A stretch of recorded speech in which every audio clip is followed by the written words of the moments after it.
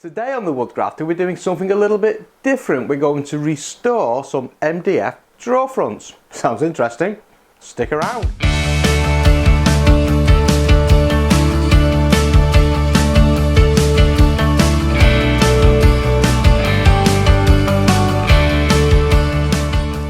Like most of us, we have many jobs around the home that we never get round to doing, and January, February tends to be a slow time of year, so Mrs. Woodgrafter has very kindly created me a list of things I need to do around the house, her snag list as she calls it. One of the most pressing jobs is renovating some drawer fronts that live inside the wardrobes in the master bedroom.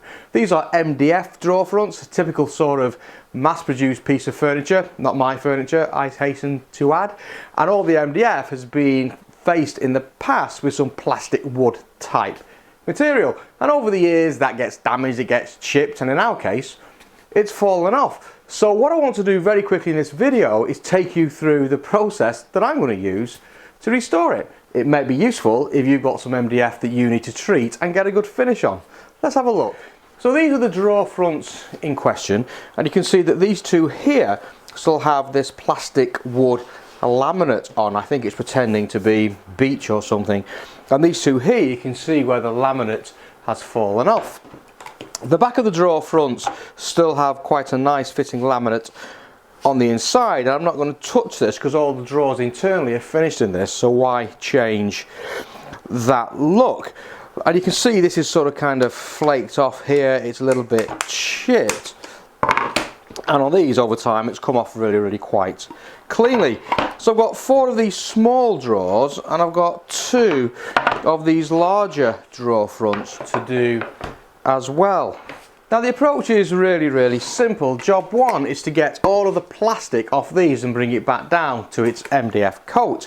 I can then rub these down, get rid of all this writing that's on this, and my next job is I'm going to seal the MDF. I use this quick drying MDF clear sealer. Now I buy this online, and I'll leave a link for it over on my store on the website if you wish to go and purchase the same thing. All this does is it seals the MDF. If you ever try to paint MDF, you know it's incredibly porous and it sucks the paint in like a sponge, and it takes many layers to get anywhere near approaching a nice surface. What this stuff does, it stops that happening. It seals the MDF and it stops it sucking in any material, so when you come to put your top coat on it, then that problem goes away and you very quickly build up a nice finish. So that's job 3. Job 1, take this off. Job 2, sand it. Job 3, seal it. Job 4 for me is I go on to a primer and an undercoat. This is a combined one, cheap and cheerful, in white. And what this will do is give me a good bonding between the sealer and the top coat of paint, so this won't chip and flake off over time and in use.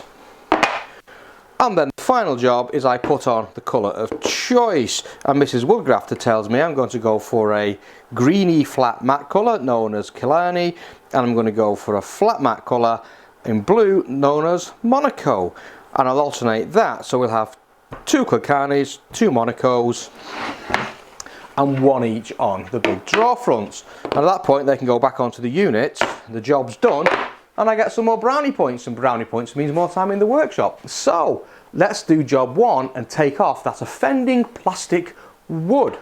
Now although this is flaking around the sides, it's still glued on in the middle, and the easiest way to take this stuff off is by using an iron. So put the iron on a cool setting, and you don't want steam on this job, and all you're looking to do is just to warm up the glue that's underneath this plastic surface, and that will come off really quite cleanly for you.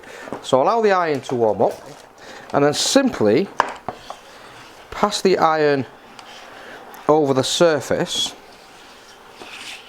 Now don't get this too hot because you don't want to melt the plastic onto the iron, especially if, like this one, it's the iron I just stole from the house when no one was looking. And just slowly build that heat up. And that should be enough to soften this, and now it should peel off nicely for you. Perfect. And once you've done that, put the iron back in the house before anybody notices. So the next job is I want to give this a sanding over, and the idea is I want to remove this black writing that whoever built the wardrobes has obviously used to identify the drawers.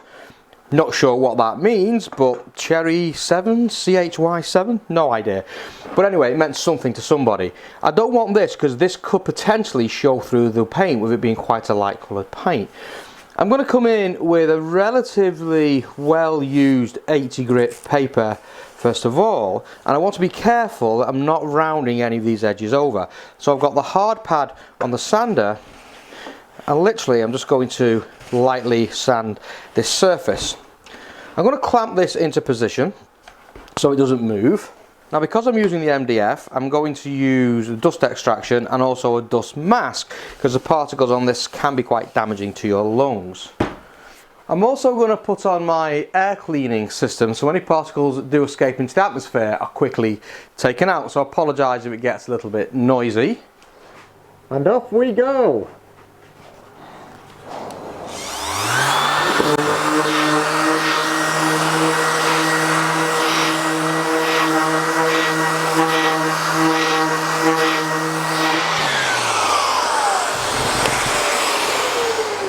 So that's the first job done.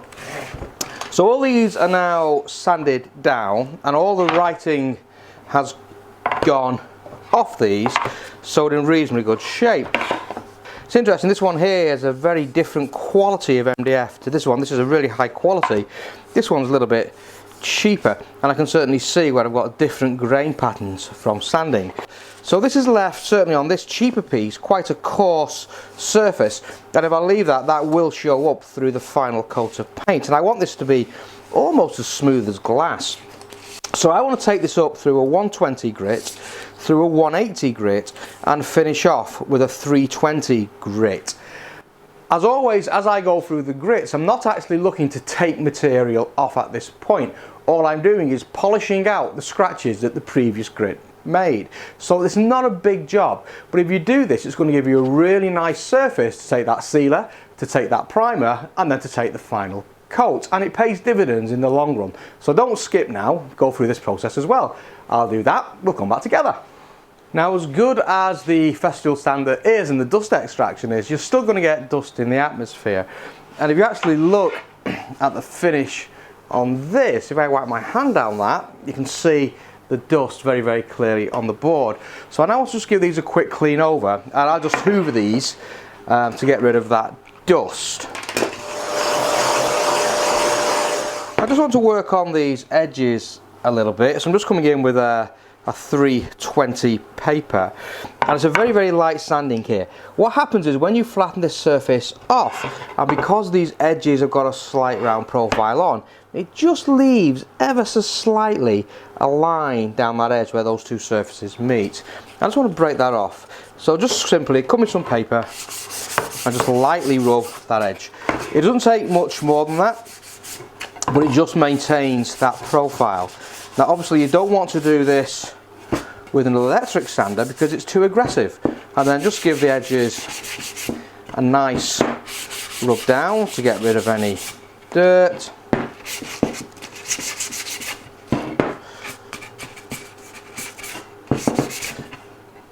And then we're in good shape. So everything now sanded down, I just take a lint-free cloth and I just give it a final wipe over just to get rid of any dust build-up. I'm now going to come in with the quick drying MDF clear sealer and a paintbrush, and just a matter of painting this. Once I've got it painted, I put these to dry, and I just use these door handles that are knocking around inside the workshop just as paint dogs to keep that off the surface while everything sets nicely. So with that done, let's get cracking. Now this does have a bit of a milky texture to it, but that's okay, that will dry clear. And just coat away on your material. Now straight away you can see that's soaking in. But on a flat surface like this you won't need more than one coat, but on the edges of the MDF we might need 2 coats. And just smooth that out so it looks pretty good, and then just coat the edges as well. Like all finishes, try not to let this pool anywhere.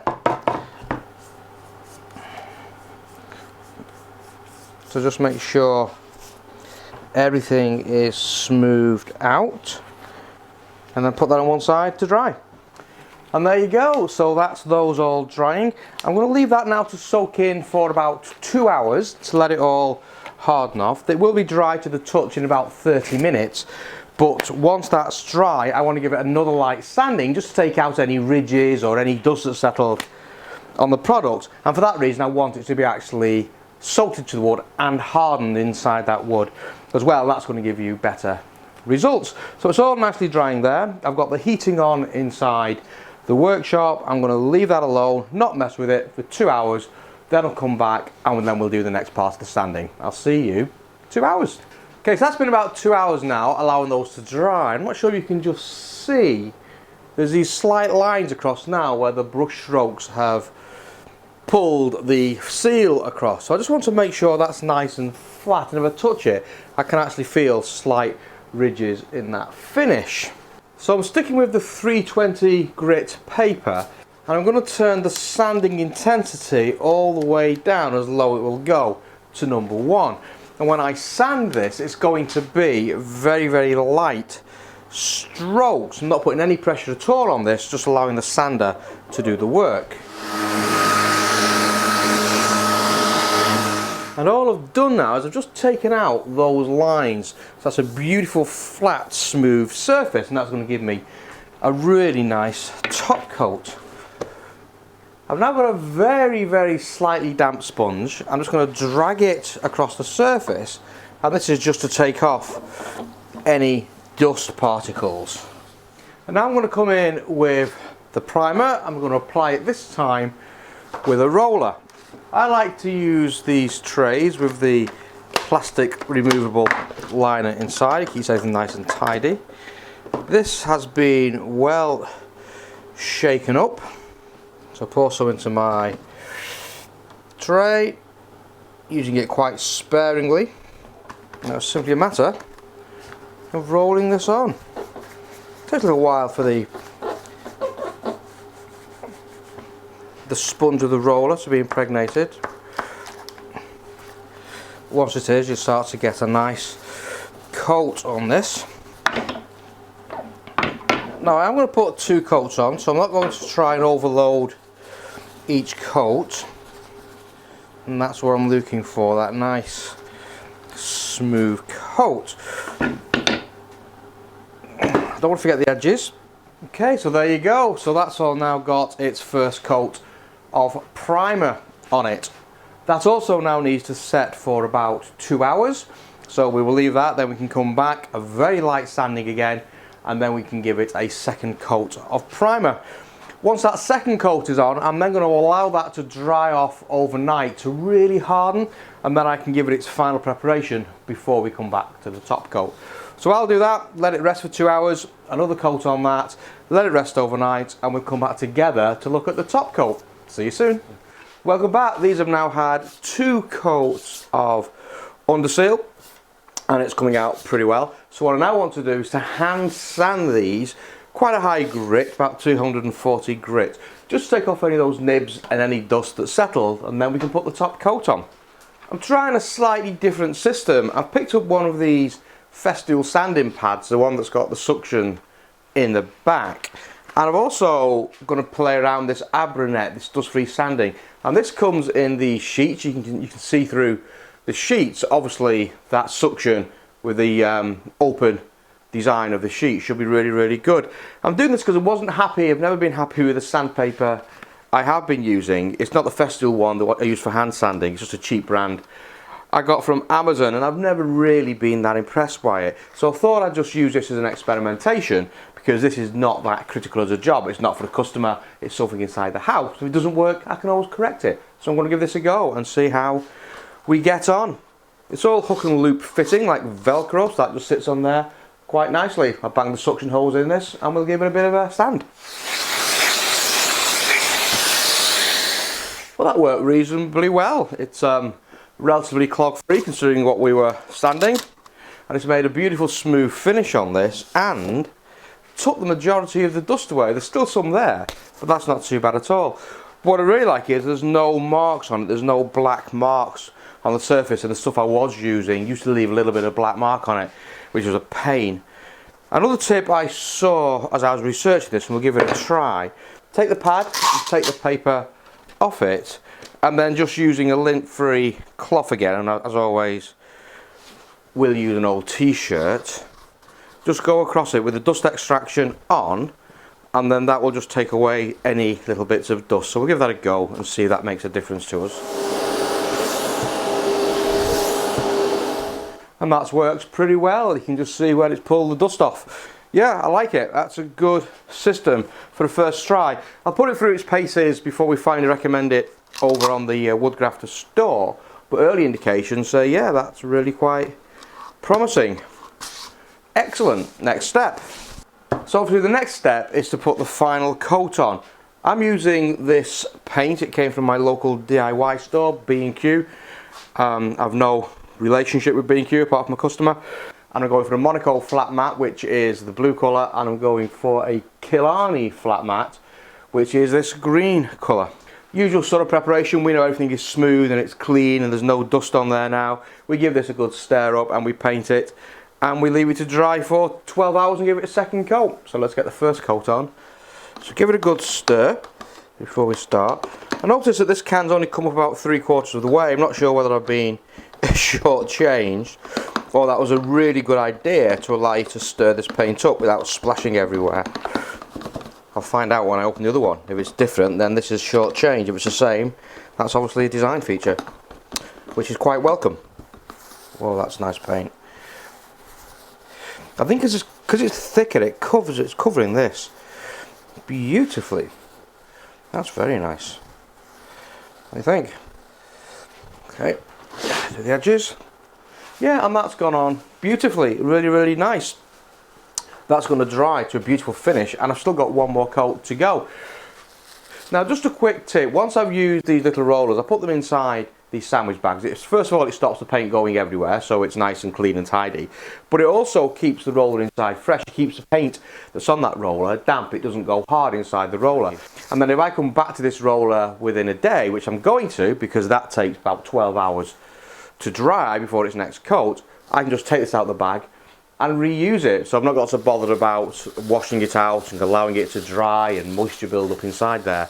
Just put it in a bag and it stays good. Here's the next colour. You can see this is also 3/4 of a can, so it looks like that is actually a design feature to allow you to mix this thing thoroughly. Excellent job. So I've ended up giving these 3 coats of the chalk paint, rubbing it down between coats, very, very light sanding at 240 grit, and these will come out really, really well. Hope you can see that. Now, with this being chalk paint, it can actually be quite porous, and over time the oils in your hand will seep into the surface, and that just gives it a little bit of a mark. So to give it some longevity, the final thing I want to do is to give it a little coat of wax. I favour this Black Bison wax. It's from Liberon, and this is the clear one. Now, what the wax will do, that just soaks into the porous chalk paint and then it hardens, and you can buff it up, and then what you end up with is something that looks like that. And you can just see that nice sheen, ever so slight sheen on that board, and it feels beautiful, really smooth, really silky, and that wax finish is just enough to protect the chalk paint underneath from any of the oils in your hand. And all you need to do is give it a quick buff every now and then, and that sheen will be maintained. So let's do that final job of protecting this with its wax coat. So as always, we're going to start with a quick denibbing. I'm still using this same system that we looked at earlier on, and I'm still using the 240 grit paper. Now, to apply the wax, I just use one of my 3M sponges, and these are available over on the Woodgrafter store if you want to get the same thing. It's basically a scouring pad, but it's got no scouring properties, so it doesn't scratch the surface, and it certainly doesn't abrade the surface. But what I like about this, it just allows the wax to be pushed down into the pores of your material.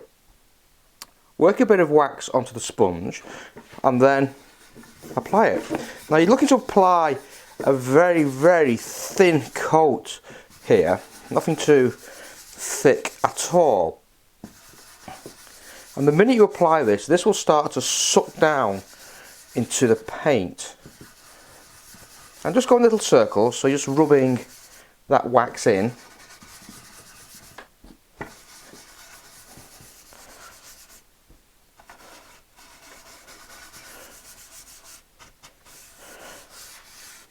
Okay. And just make sure you do the edges. Now once that's on, you want to wipe it off. So just get a lint-free cloth, again a t-shirt will do, and just wipe that off like that. Now what you'll end up doing is leaving the thinnest of coats of wax on the surface, and that's enough to be pulled down into the chalk paint and just protect it. And that's it. That's that job done. I now allow that to sit for about 5 minutes or so, and then I come back and just give that a buff to give it that sheen that you saw on the other piece. Now once all the wax is applied and you've wiped it off and it's just sat for 5 minutes or so, just come in with a clean lint-free t-shirt and just buff it over. And that just brings out that nice sheen that we're looking for.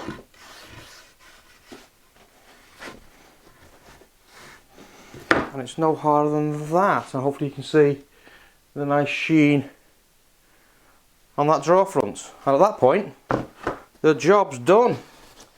So there you go, that's all I wanted to share with you in this video. My technique for getting a beautiful finish on MDF. Hope you found that of value, and I'll see you next time on the Woodgrafter. Take care.